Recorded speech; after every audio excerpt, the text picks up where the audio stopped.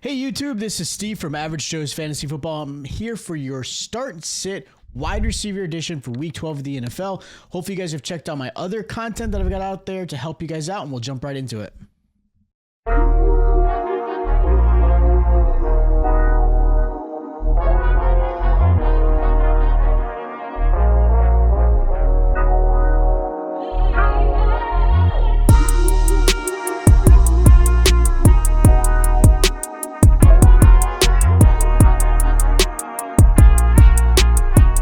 Yes, week 12 of the NFL season is here, and hopefully you guys checked out my other content to help you guys with other positions to kind of navigate this crazy week where we are dealing with a lot of bye weeks and, of course, injuries. There's a lot going on there, so hopefully you guys check those out. We're going to talk wide receivers. Now, these are your obvious starts at the wide receiver position. These guys, it's not the longest list. It's really tough. I normally have a lot more receivers in here that should be in and out, but right now this list has gotten short because this is a really tough week.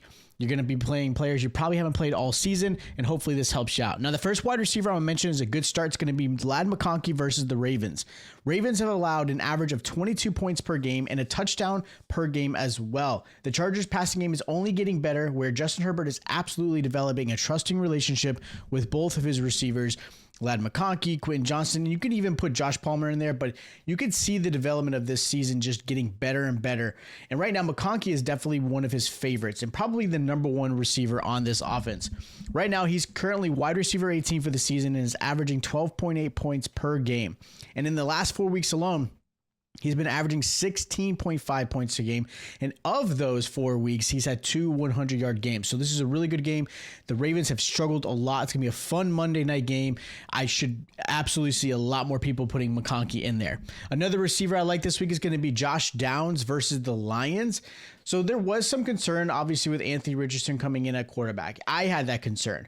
But realistically, that didn't matter. Josh Downs had a great week against the Jets. A lot more success than I had thought, especially even with the Jets defense being fairly okay. But Josh Downs was great. He was definitely one of the playmakers that obviously Anthony Richardson was looking for. Downs is coming off of a 19-point performance, and he's averaging 14.7 points a game. The Lions are allowing 17.4 points per game and will force the Colts into a really pass often type of scheme. This is definitely a game script that's going to change and actually I think benefit Josh Downs. And I think this is a really good matchup for him. He's going to see plenty of targets. And the last receiver I really like this week is going to be Rome Odunze versus the Vikings. Odunze is coming off a 10-target game and now faces the Vikings, who give quite a bit of points to the wide receiver 2 on the opposite team. They are allowing 14.3 points to that wide receiver 2, and Vikings should, we'll see, force the Bears into a pass often type of situation, allowing Odunze to have really a lot of opportunities and targets his way. I like DJ Moore as well, but I think Odunze is probably in the best position to have a really successful week and probably could outshine DJ Moore this week, so I really like him.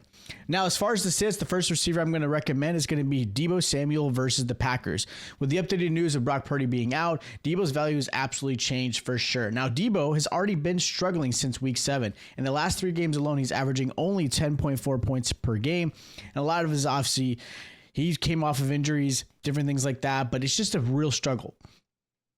On top of that, Packers are actually holding wide receivers to 13 points per game as well, and they've only allowed one 100-yard receiver all season. And I think it was even week 1. So the Packers defense has actually done a really good job. Deebo is kind of going the opposite direction. The 49ers have been struggling, and with no Purdy, I am sitting him. Another receiver again, at this point, you probably can drop is Jalen Waddle versus the Patriots. Look, at this point, I'm sure most of you guys are probably sitting him, or he's on waivers.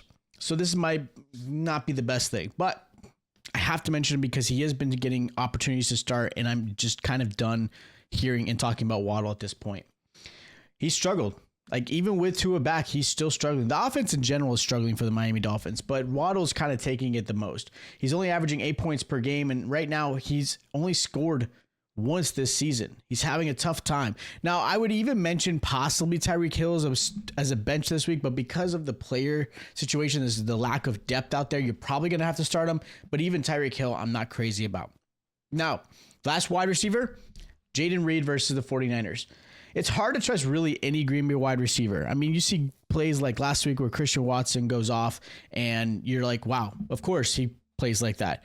And then maybe it's a game that Reed has, that type of performance, or maybe it's a week that Dobbs is there. And Jordan Love hasn't been playing great. He's slowly getting back into form, but he hasn't played well.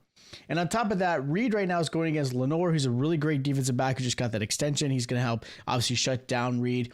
And in the last 4 games alone, Reed is only averaging 9.1 points and only 4 targets his way. It's a really tough matchup.